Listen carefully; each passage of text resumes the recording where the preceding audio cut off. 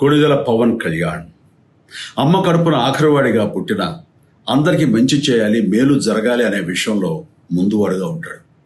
తన గురించి కంటే జనం గురించి ఎక్కువగా ఆలోచించే మనస్తత్వం నా తమ్ముడు కళ్యాణ్ బాబుది.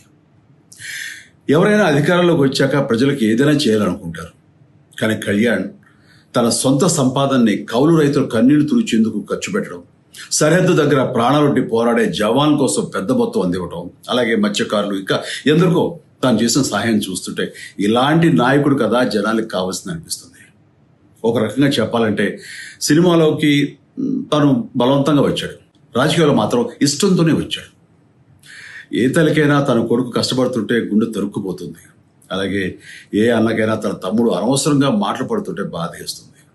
అలా బాధపడుతున్న నా తల్లికి ఈ అన్నయ్యగా ఒక మాట చెప్పాను.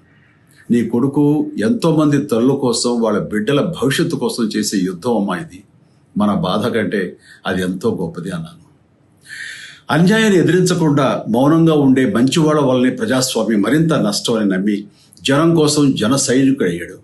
తాను బలంగా నమ్మిన సిద్ధాంతం కోసం తన జీవితం రాజకీయాల్లోకి అంకితం చేసిన శక్తిశాలి పవన్ కళ్యాణ్. ప్రజల కోసం, రాష్ట్ర భవిష్యత్తు కోసం ఆ శక్తిని వినియోగించాలి అంటే చట్టసభలో అతని గొంతు మనం వినాలి.